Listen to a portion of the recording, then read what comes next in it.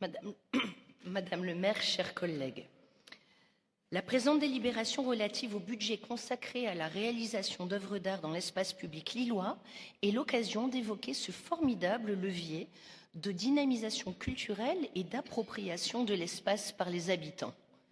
Nous partageons pleinement l'idée que l'art dans l'espace public joue un rôle essentiel.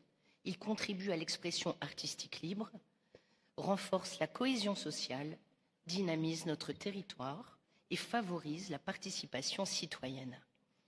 Le rapport du cycle des hautes études de la culture sur l'investissement des espaces publics par la création rappelle d'ailleurs combien l'art peut être un levier d'appropriation et d'échange à condition d'être pensé avec et pour les habitants. Or, précisément, force est de constater que la manière dont sont sélectionnées et installées ces œuvres sont sujettes à débat. Qui décide, tout d'abord, des œuvres qui transforment notre ville? Le choix des artistes et des œuvres installées dans l'espace public lillois est effectué par un comité dont on peine à trouver la composition, mais dont sont sûrement exclus les habitants et leurs conseils de quartier. Pourtant, ces œuvres transforment durablement notre espace public, modifient la perception des lieux et s'imposent aux riverains sans qu'ils aient été consultés en amont. Quand une œuvre d'art est installée dans un quartier, elle ne devrait pas y être parachutée sans dialogue avec celles et ceux qui y vivent.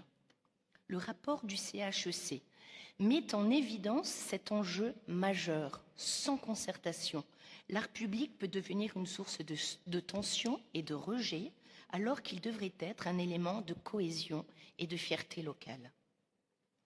Mais également une préférence affichée pour les artistes étrangers ou parisiens, au détriment des talents locaux.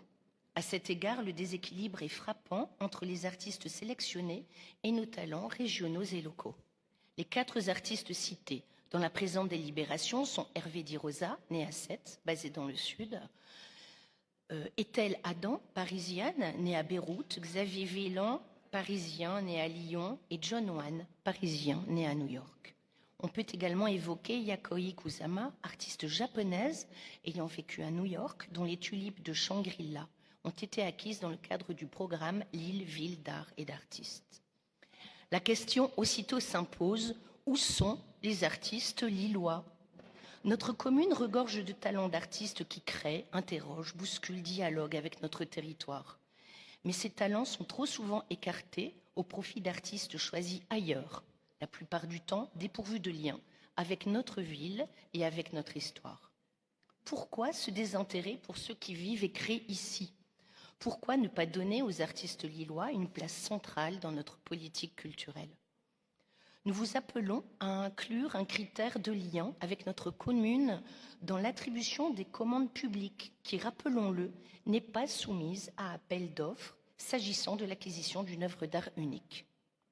L'art public, enfin, doit être une expression partagée et non une décision descendante. L'espace public revient en partage aux habitants. On ne peut y installer des œuvres d'art sans solliciter leur avis. Loin de nous, évidemment, l'idée de remettre en cause la liberté artistique. Mais quand une œuvre est financée par de l'argent public et s'impose durablement dans le quotidien des habitants, elle doit faire l'objet d'une véritable concertation. C'est pourquoi nous demandons que la commune associe en chaque occurrence les conseils de quartier et les habitants aux décisions relatives aux œuvres artistiques dans l'espace public en amont des projets. Concrètement, cela signifie une consultation des conseils de quartier avant toute implantation artistique majeure, un espace de dialogue ouvert avec les habitants pour recueillir leur avis et leurs propositions, une transparence accrue sur le financement des œuvres, notamment dans ce contexte budgétaire contraint, un accompagnement pédagogique et des actions de médiation culturelle pour favoriser l'adhésion locale. L'art dans l'espace public ne doit pas être un simple outil de communication politique, mais un levier de démocratie participative et d'appropriation collective. Nous voulons une ville où l'art s'exprime, mais aussi une ville dont on écoute les habitants. Je vous remercie.